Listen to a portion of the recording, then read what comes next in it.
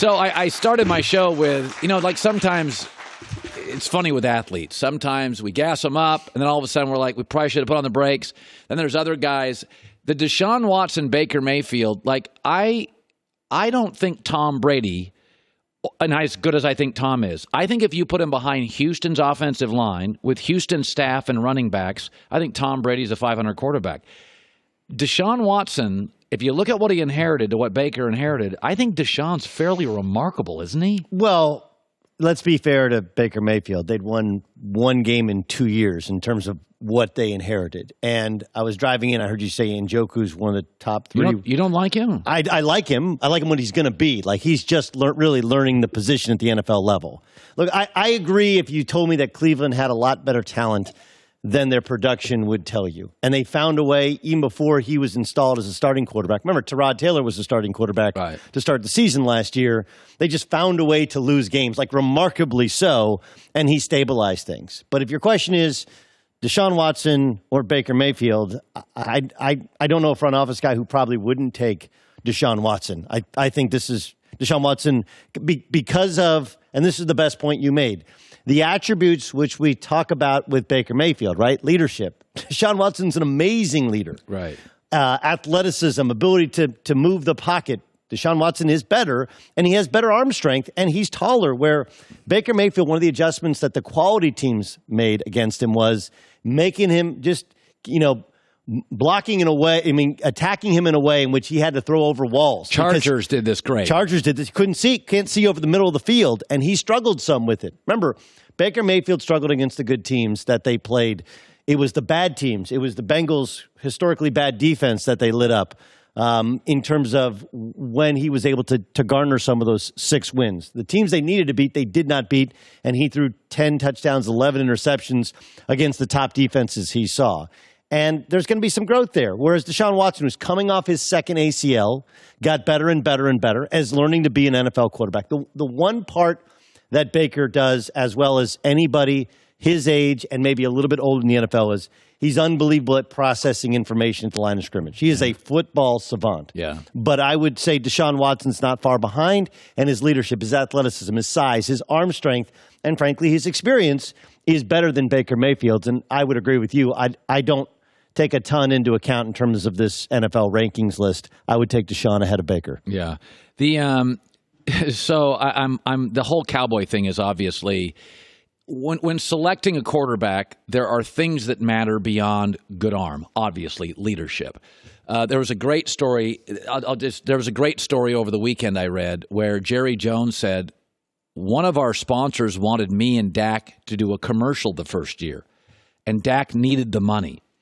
Dak asked his agent to call me and say, Mr. Jones, I don't know that I deserve to look like I'm in a commercial with the owner. On behalf of the team, if you don't mind, I'd like to not be in that commercial. And Jerry said, no, you need the money. I'm going to step out of the commercial. And I read that story, and I'm like, that's why I'm willing to pay Dak. Cowboy quarterback, Doug, I could make an argument. It used to be Yankee shortstop or Lakers best player. Cowboy quarterback is America's most pressurized position.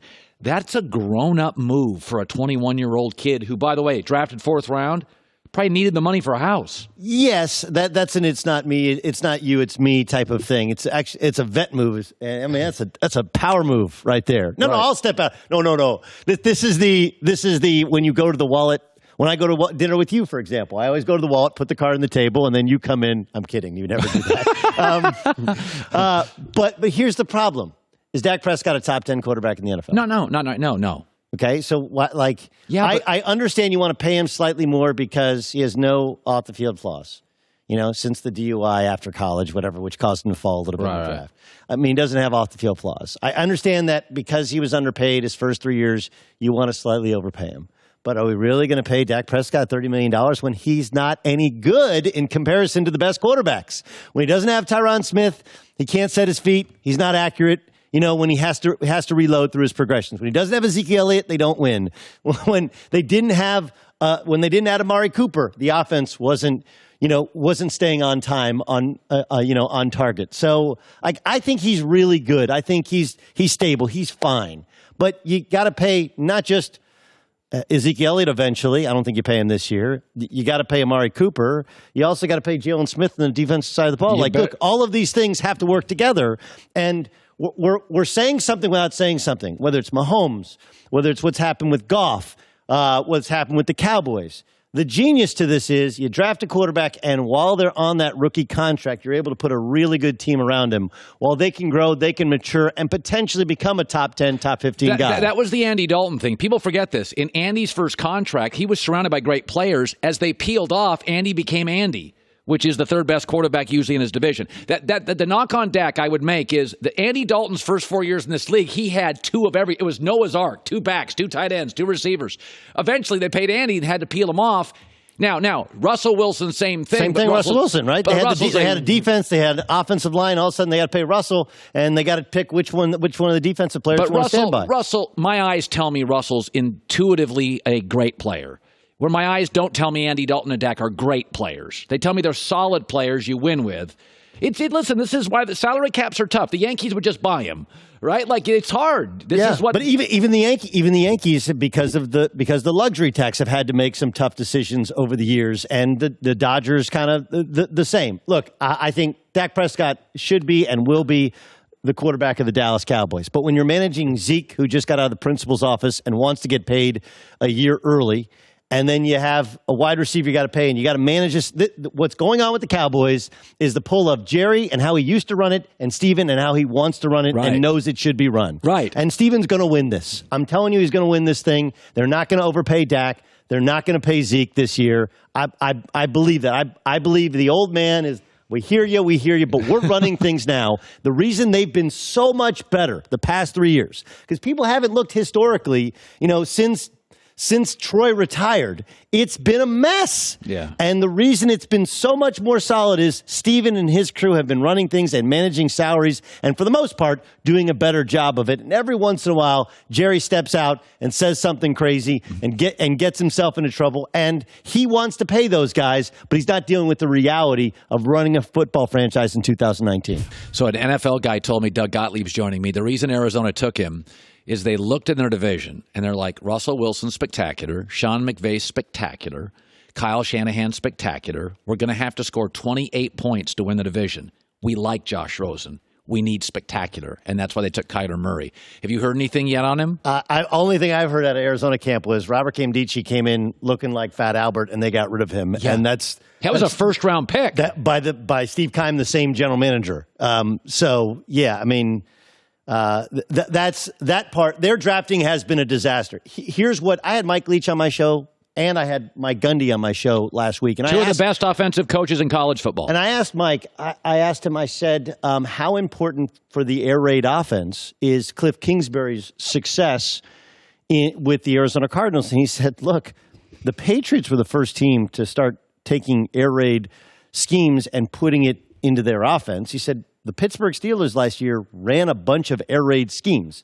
But this is a combination of two things. You have an air raid guy, a college coach implementing his offense, and a diminutive quarterback who, for the life of the NFL, we have seen the undersized quarterback mostly fail. Yeah. Mostly fail. You were just talking about Russell Wilson, and you're right. He has become an electric top 10 quarterback in the National Football League. It's important to point out that during his first season with the Seattle Seahawks, he had 9 games of less than 200 yards passing, right? Yeah. The defense and the running game truly carried him for his first 2 years in the National Football League before he kind of could develop his footing and they could find an offense and a scheme that worked with his size, his style of playing quarterback.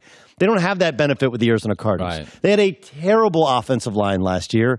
The defense has its own issues, and now it's going to be Kyler Murray kind of running for his life with 2 good wide receivers and they have talented skill position players, but I don't know how they block for him. I think this is a great test for is there a morphing of the college game and the pro game like we think there is? And we've seen other air raid quarterbacks, Pat Mahomes, be successful. Obviously, we've talked a ton about Baker Mayfield and their success, but this is a true test for how close the college game and the pro game have become, or is it simply with limited instances, because he is tiny.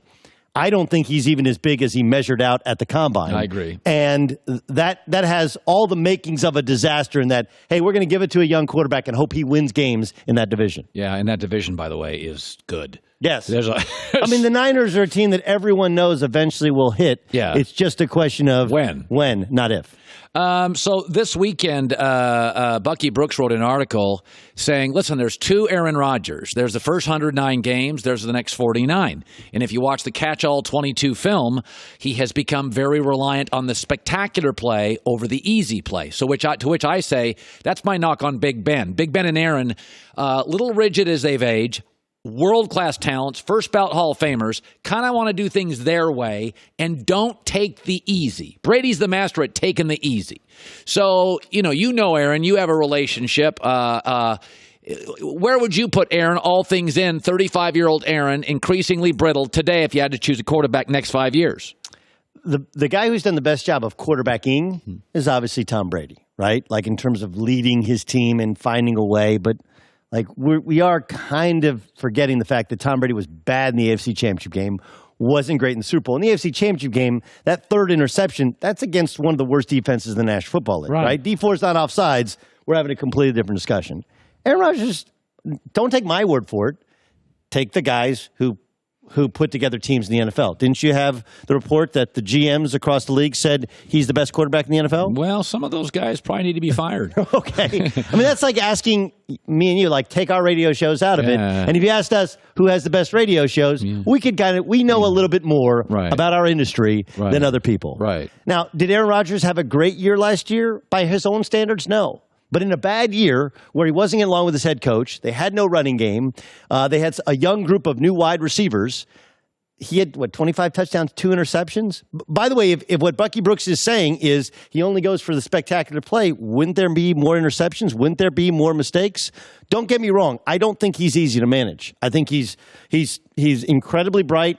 And he's incredibly talented, and he's been told he's incredibly bright and incredibly talented, and now he's got a ton of money, and he has a ton of power.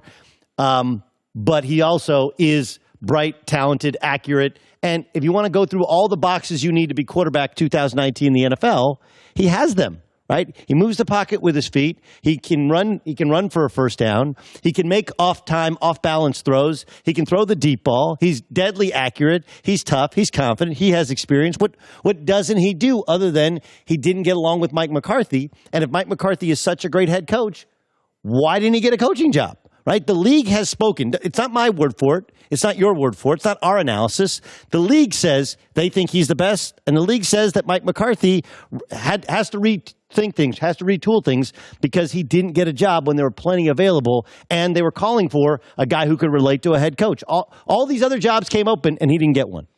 Hi, everybody. Thanks for watching. Subscribe here to get the latest from the show. Also, be sure to check out more of the best clips from The Herd or go watch a few segments from other shows on FS1.